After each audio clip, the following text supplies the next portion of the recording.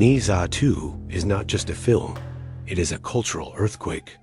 It has already surpassed $2 billion in global box office, making it the highest-grossing animated movie in the history of China, and one of the most successful ever made anywhere.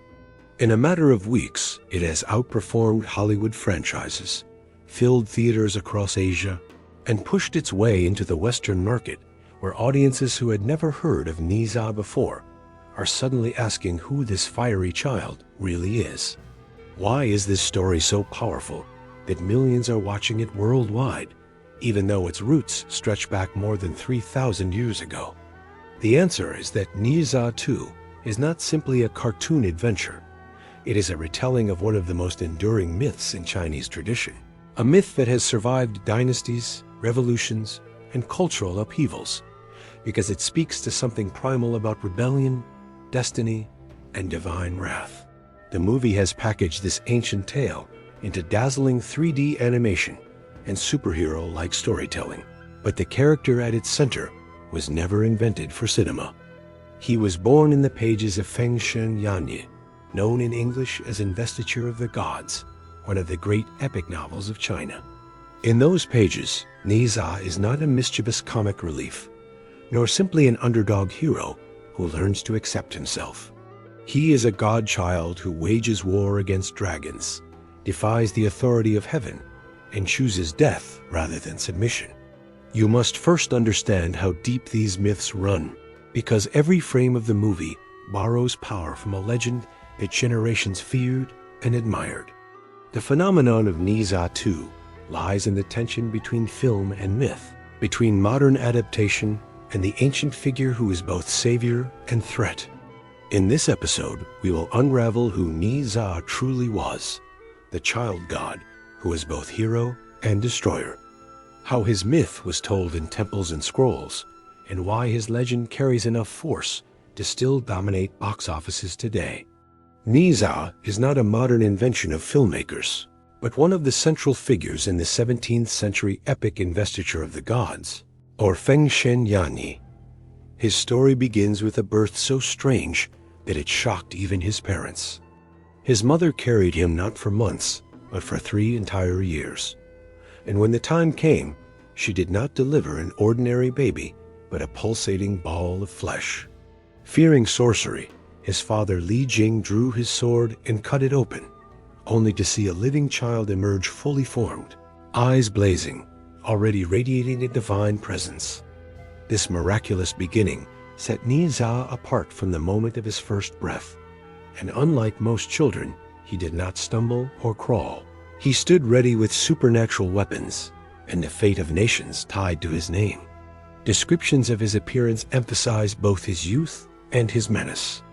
He is depicted as a boy with a mischievous, even arrogant, expression, fiery wheels strapped to his feet, known as the wind-fire wheels, that allow him to spin through the sky like a comet, and armed with 2 signature weapons: the universe ring, sometimes shown as a golden or red disc hurled with devastating force, and the red armillary sash, a ribbon that can ensnare and strangle even dragons.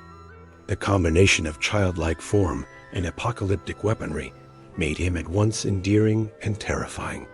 He was not the wise sage or elder general that myths often exalt, but a god-child warrior who carried within him both the promise of protection and the threat of destruction. To common people, Ne Zha represented a defender who could fight back against oppressive forces of nature and cruel spirits. To rulers and parents, he embodied something far more unsettling: a child who refused to submit to authority, who mocked convention, and who declared independence from the order of heaven itself. He was adored in temples where mothers prayed for their sons to share his courage, and feared in courts where emperors wondered whether his legend encouraged rebellion against their own rule. Ne Zha's tale begins in contradiction, not in harmony, but in the spark of defiance. But Ne Zha was not a traditional obedient son. His legend begins with defiance. The most famous and dramatic chapter of Ne Zha's story begins not in the heavens, but in the ocean. According to the myth, Ne Zha's childhood was marked by arrogance and a quick temper, and one day, While playing near the sea, he encountered Ao Beng, the son of the Dragon King of the Eastern Sea. What began as a quarrel quickly escalated into combat. Ne Zha, armed with his universe ring and red armillary sash, killed Ao Beng, an act that in Chinese mythology is not simply the slaying of a rival, but a declaration of war against the entire oceanic order. Ao Beng's father, the Dragon King, was one of the 4 Dragon Kings who governed the seas of East, West, North, and South, and the death of his son sparked a conflict that threatened the balance of heaven and earth. In retaliation, the Dragon Kings unleashed floods and storms upon the human world, drowning villages and destroying crops. To the common people, Ne Zha became a hero, the one who dared to fight the oppressive dragons who demanded sacrifices and tribute from humans. But to the divine bureaucracy, he was a cosmic criminal, a child who had brought the wrath of the seas down upon the earth because he would not bend to authority. The story of Ne Zha versus the Dragon Kings illustrates his dual nature. He is both savior and destroyer, champion of the people, but a nightmare for the celestial order. In temples, the tale was retold as proof of his courage, his willingness to fight for humanity against overwhelming power. Yet in the imperial court, it was remembered as a warning about what happens when defiance overrides obedience. This episode is so crucial that the modern film Ne Zha 2 builds much of its emotional weight upon it, reimagining the relationship between Ne Zha and Ao, being not as one of enemies, but of tragic friends caught between destiny and choice. In myth, the fight ends with death and disaster, while in film, it is given nuance and pathos. Both, however, are bound by the same truth.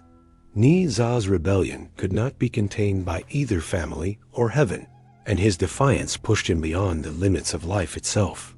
Ne Zha's defiance was so great, it led to his own death, but that wasn't the end. The legend reaches its darkest and most transformative moment when Ne Zha, after slaying Ao Beng and facing the fury of the Dragon Kings, realizes the vengeance of heaven is about to fall not only on him, but on his parents and his village. In one of the most haunting passages of Investiture of the Gods, the godchild confronts the consequences of his rebellion and makes a choice that defies both heaven and filial piety. He tells his father and mother that it was he, not they, who provoked the wrath of the dragons, and that the only way to spare his family from annihilation is to offer his own life in atonement. Standing before the temple of his ancestors, Ne Zha takes his own sword and cuts into his flesh, sacrificing his body as payment for the chaos he has unleashed. It is an act both tragic and heroic, a moment that reaffirms his role as protector of humanity, even while defying the divine order. But death was not the end of Ne Zha. His immortal teacher, the sage Taiyi Zhenren, refused to let such a spirit vanish.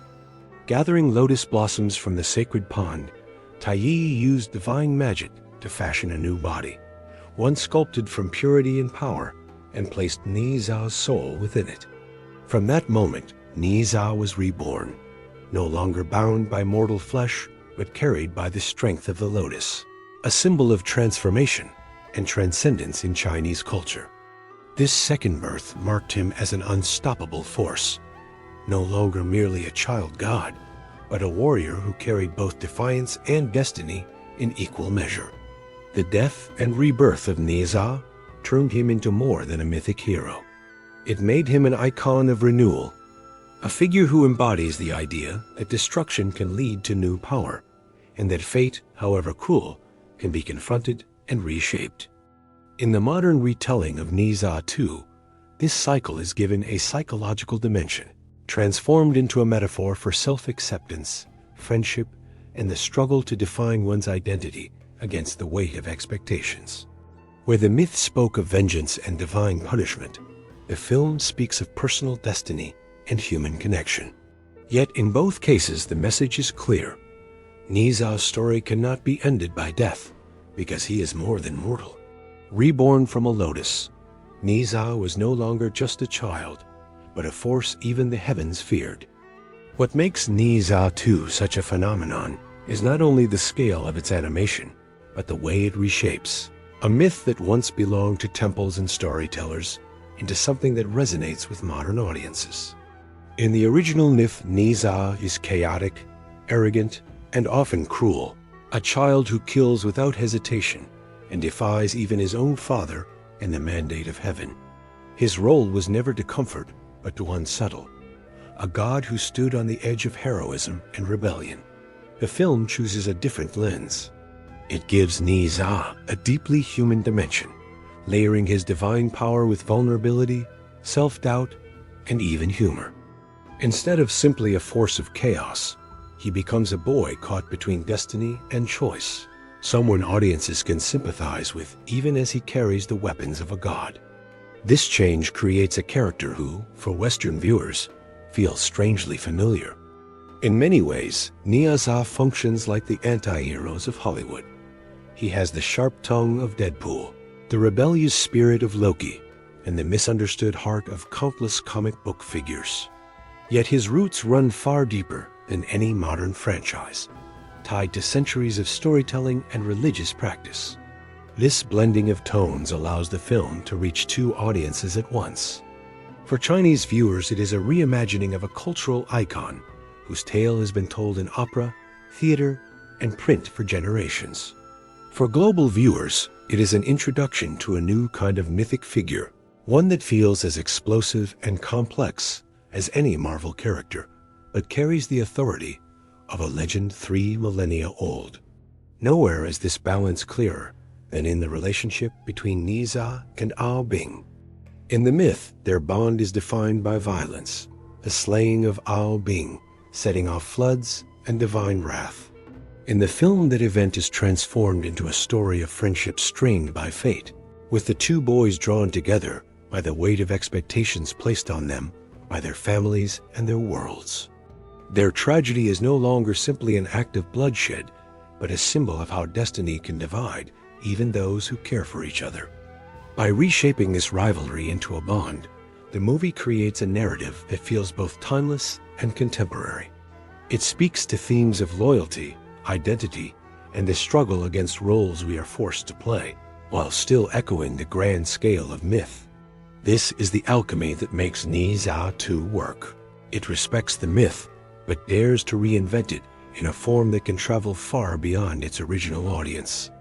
And that's why Ne Zha 2 doesn't just retell a myth, it reshapes it into something global. Ne Zha endures because he embodies themes that are as urgent today as they were thousands of years ago. His myth is not simply about a boy who gains power, but about rebellion against structures that seem unshakable, the courage to stand against cosmic authority, and the willingness to sacrifice everything for those you love. In his death, he shows defiance. In his rebirth, he shows transformation. And in his battles, he reflects the human desire to break free from roles that confine us. That is why people in ancient China prayed to him in temples not as a gentle guardian, but as a god who understood conflict and chaos. And that is why today, audiences flock to theaters to see him rendered in dazzling animation. His story bridges centuries and cultures, because at its core, it is about destiny and choice. The eternal question of whether we accept the path given to us or carve a new one with our own hands.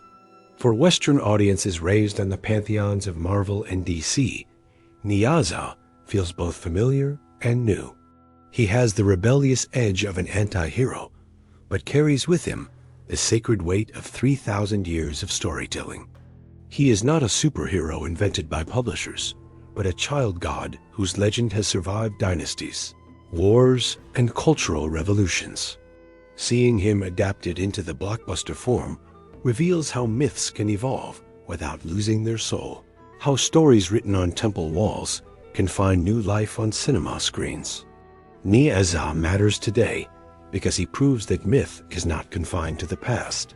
It transforms with us, speaks to us in new languages, and continues to challenge us with the same questions that troubled our ancestors. Is rebellion worth the cost? Can sacrifice lead to renewal? Is destiny a prison or an opportunity? By confronting these questions through the figure of a fiery boy with wheels of flame at his feet, both ancient storytellers and modern animators remind us that heroes are not defined by obedience, but by the courage to fight even when the odds are cosmic. Ne Zha's legend is not finished because myths that resonate never truly end. They adapt, they grow, and they continue to ignite imaginations across borders and generations. That is why Ne Zha, the child god who once shook the heavens, now shakes the box office, proving that a story born 3,000 years ago still has the power to speak to the world.